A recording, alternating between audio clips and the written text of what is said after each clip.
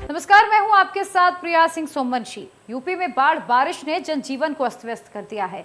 पूर्वांचल से लेकर पश्चिमांचल तक नदियां हर तरह उफान पर हैं। बारिश की वजह से लोग खासे परेशान हैं। बारिश का पानी अब लोगों के घरों में घुस रहा है। समय पर राहत बचाव ना पहुंचने की वजह से भी लोगों को काफी दिक्कतों का सामना करना पड़ रहा है। बाढ़ की वजह से लोग अपना घर बार छोड़कर दूसरी जगह शिफ्ट करने के लिए मजबूर हो गए।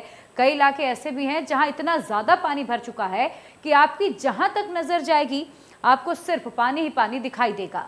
प्रशासन की तरफ से सुविधा जरूर दी जा रही है, लेकिन स्थिति इतनी ज्यादा खराब है कि तुरंत काबू करना बेहद मुश्किल है। ये तस्वीरें हम आपको दिखा रहे हैं। देखिए, पूर्वांचल से लेकर उत्तर प्रदेश के जो तमाम अलग अलग जिले हैं वहां पर ऐसी स्थिति नजर आ रही है। ये तस्वीरें आप देखिए, नोएडा की आपको तस्वीरें इस वक्त हम आपको दिखा रहे हैं। देखिए कैसे यहाँ पर सड़कें पानी में डूबी हुई नजर आ रही हैं। जो गाड़ियां सड़कों से निकल रही हैं उनकी रफ्तार सुस्त पड़ गई है। देखिए कैसे यहाँ पर लोगों को पानी में घुटनों तक डूबकर चलना पड़ रहा है। जो बसेस निकल रही हैं, जो ऑटो निकल रहे हैं, जो गाड़ियां निकल रही हैं, वो भी देखिए कैसे पानी से होकर निकल रही हैं। जगह जगह इसी तरीके की तस्वीरें आपको दिखाई देंगी। चूंकि लगातार प्रशासन ये कह रहा है कि पूरी व्यवस्था की गई है, लेकिन इन तस्वीरों को देख के आप अंदाज़ा लगाइए जो तमाम सरकारी दावे सरकार तंत्र की ओर से किए जाते हैं उनकी ये पोल खोलती हुई तस्वीरें हैं।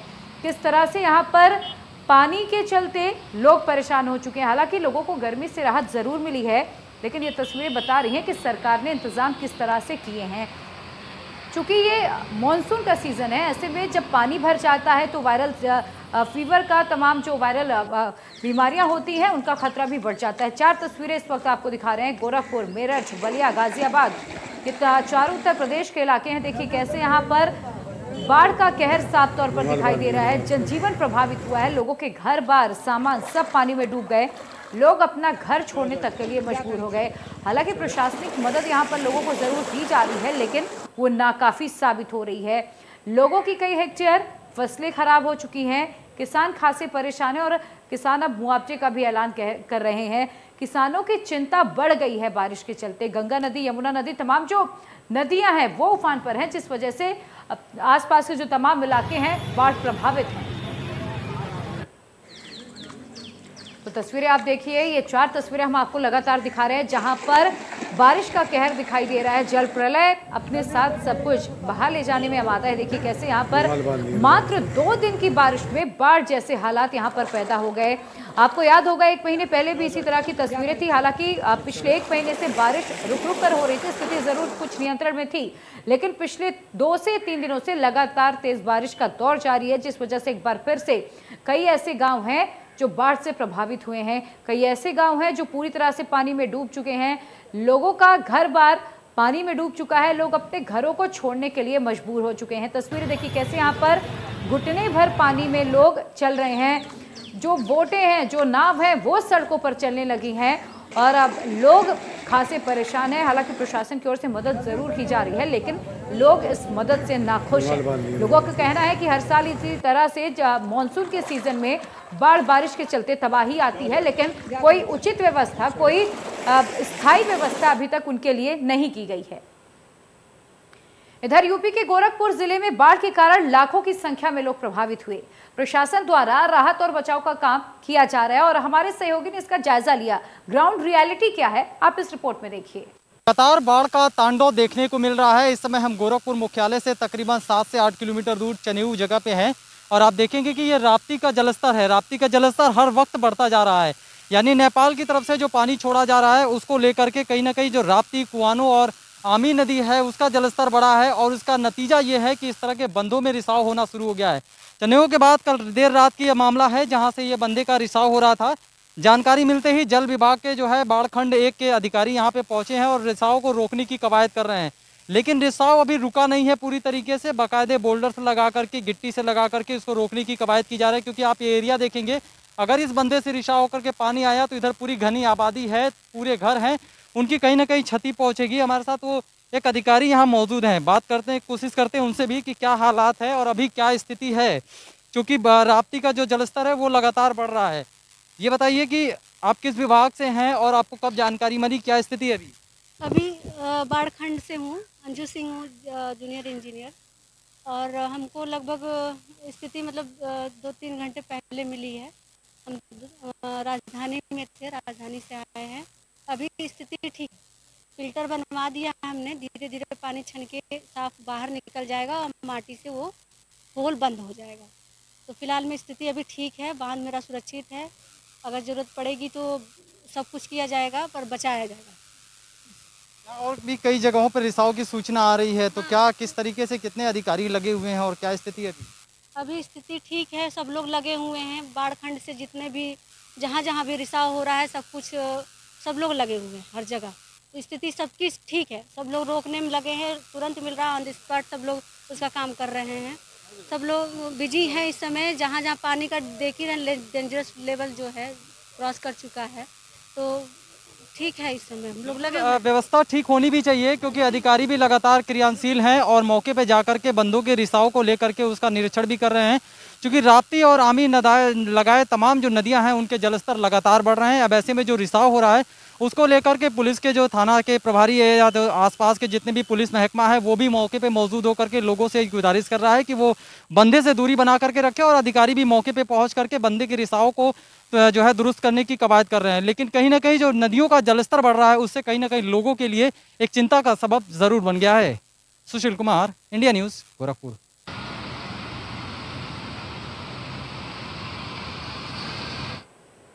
तो तस्वीरें हम आपको दिखा रहे हैं, देखिए किस तरह से यहाँ पर बारिश का कहर दिखाई दे रहा है। कुछ ही घंटों की बारिश में जो ये तमाम वो इलाके हैं जो लबालब हो चुके हैं, पानी निकासी की कोई उचित व्यवस्था नहीं होने के चलते लोगों को काफ़ी परेशानियों का सामना करना पड़ रहा है। ये जो तस्वीरें हम आपको दिखा रहे हैं दिल्ली गाजियाबाद के आसपास की तस्वीरें हम आपको दिखा रहे हैं। देखिए कैसे यहाँ पर मात्र 2 दिनों के बारिश में जल भराव हो गया है। वाटर लॉगिंग के चलते लोगों को लंबा ट्रैफिक जाम का भी सामना करना पड़ रहा है। सुबह कई किलोमीटर का लंबा ट्रैफिक जाम लग जाता है। चूँकि सुबह सुबह का वक्त होता है, लोग अपने दफ्तरों के लिए निकलते हैं और ऐसे में बारिश के चलते लोगों को देरी हो जाती। कई किलोमीटर तक लंबा जाम लोगों को झेलना पड़ रहा है। लगातार प्रशासन की ओर से, सरकार की ओर से दावे किए जाते हैं कि इस बार स्थिति ऐसी नहीं होगी, इस मानसून में चीज़ें दुरुस्त कर दी गई हैं, लेकिन तस्वीरें सच्चाई बयां करने के लिए काफ़ी हैं। अब कई ऐसी जगह हैं जहां पर बारिश के चलते गड्ढों में पानी भर जाता है, लोगों को गड्ढा दिखाई नहीं देता, जिस वजह से बड़ी दुर्घटनाएं भी सामने आती हैं। सुशील हमारे सहयोगी गोरखपुर से और अधिक अपडेट के साथ लाइव जुड़ चुके हैं। सुशील, गोरखपुर में बारिश के चलते क्या स्थिति बनी हुई है, अभी वहां पर हालात कैसे हैं? देखिए, दिन प्रतिदिन हालात बद से बदतर होते जा रहे हैं क्योंकि नदियों का जलस्तर लगातार बढ़ रहा है। हर 2-3 घंटे पे कई सेंटीमीटर नदियों के जलस्तर के बढ़ने से कहीं ना कहीं गांव में जो है पानी घुस रहा है और कई जगह बंधों में रिसाव हो रहा है। कल की अगर बात करें तो तकरीबन 11 जगह पे ऐसे थे जहां पे बंधों से रिसाव हो रहा था, जिनमें गोरखपुर सनौली राष्ट्रीय राजमार्ग, गोरखपुर लखनऊ राष्ट्रीय राजमार्ग और गोरखपुर वाराणसी राष्ट्रीय राजमार्ग। गोरखपुर वाराणसी राष्ट्रीय राजमार्ग के चिवटाहा के पास जहां पे बंदे से रिसाव हो रहा था तो वहां पे अधिकारी पहुंच करके बंदे के रिसाव की सही करने के, दुरुस्त करने की कवायद में जुटे हुए थे। वहीं आज सुबह से जो है गोरखपुर लखनऊ राष्ट्रीय राजमार्ग के कालेसर के पास जो है बंदे में रिसाव के कारण गोरखपुर से लखनऊ आवागमन को बाधित कर दिया गया था, यानी आवागमन बंद हो गया था। कोई भी भारी वाहन या 4 पहिया वाहन नहीं जा रहे हैं, उनको रोक दिया गया है और बंदे को दुरुस्त करने की कवायद की जा रही है।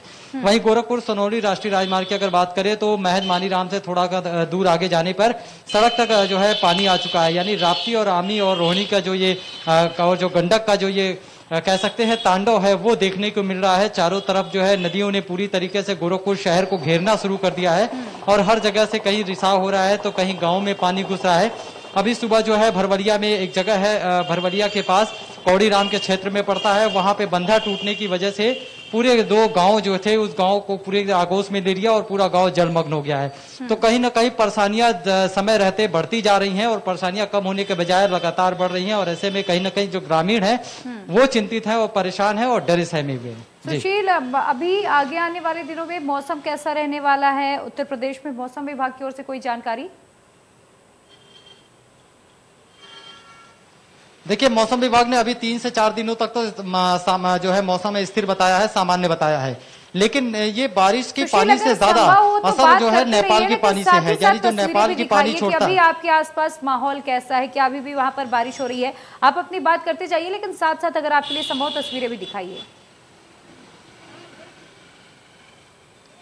देखिए, हम कुछ तस्वीरें आपको आसमान की दिखाने की कोशिश करते हैं, क्योंकि आप देखेंगे कि ऊपर जो है मौसम पूरा बना हुआ है और मौसम विभाग ने भले ही अभी कहा है कि 3 से 4 दिनों तक अभी हालात अभी जो है स्थिर रहने वाले हैं, लेकिन मौसम रह रह करके बन रहा है, कभी धूप हो रहा है तो कभी छांव हो रहा है। अब ऐसे में आप सकते हैं कि जो स्थितियां हैं वो अभी सामान्य नहीं होंगी, क्योंकि जो नेपाल की तरफ से जो पानी छोड़ा जा रहा है वो कहीं ना कहीं जो है घातक है।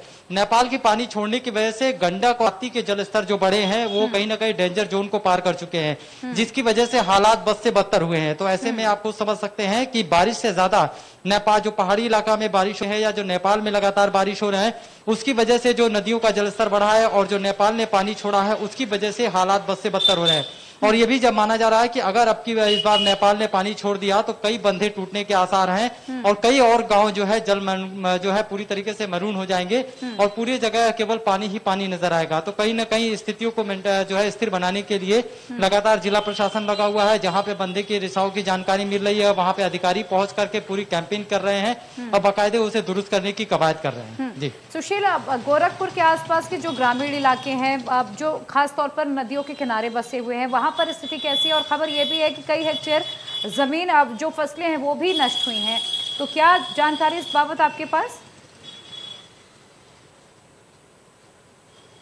देखिए, कल इंडिया न्यूज उस जगह पे गया था जहां पे शायद जिला प्रशासन भी नहीं पहुंचा है। इंडिया न्यूज उस ग्राउंड जीरो पे जाकर के घुटने भर ऊपर से पानी में जाकर के, क्योंकि घुटने भर जब हम आगे बढ़ने लगे तो पानी घुटने तक आ गया था, पानी कमर तक था, कंधे तक था। तो आगे जाने की हमारी भी हिम्मत नहीं हुई, लेकिन जहां तक हम जा सकते थे वहां तक हमने जाने की कोशिश की और जो बाढ़ का पानी है उसके अंदर हम गए थे। और जब हम चारों तरफ तस्वीरें दिखा रहे थे तो चारों तरफ केवल हमें पानी ही पानी नजर आ रहा था। किसी का 2 मंजिला मकान डूब गया तो किसी का 1 मंजिला मकान डूब गया, तो किसी के घर में सांप और जानवर निकल रहे हैं, तो कोई घर छोड़कर पलायन करने को मजबूर है, कोई कहीं किसी निश्चित स्थान पे बैठा हुआ है, तो कोई बुजुर्ग महिला रोते हुए नजर आई, तो कोई और महिला रोती हुई नजर आई कि उसके सामने उसके आसियाना तिनके की तरह बहता हुआ नजर आ रहा है, तो उनका आसियाना डूबता हुआ नजर आ रहा है। अंदर अनाज से लेकर के सारे सामान डूबे हुए थे। अब ऐसे में केवल पानी ही पानी नजर आ रहा था, चाहे वो फिर रोड हो, हाईवे हो या फिर गांव हो या फिर खलिहान हो।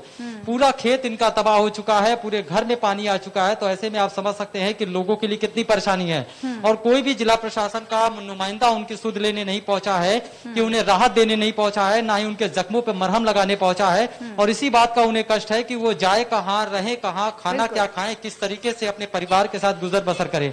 खुले आसमान के नीचे स्कूल के अंदर उन्होंने सहारा लिया है, लेकिन स्कूल भी पानी से लबालब भरा हुआ है, क्योंकि लोगों के आशियाने डूब गए, घर बार डूब गए, घरों में रखा अनाज डूब गया, तो लोगों के सामने अब खाने पीने तक का संकट आन पड़ा है। बहुत बहुत शुक्रिया आपका हमारे साथ जुड़ने के लिए, इस तमाम अपडेट के लिए। और इसी के साथ फिलहाल यहाँ वक्त एक छोटे से ब्रेक है, खबरों का सिलसिला आगे जारी रहेगा, आप बने रहिए।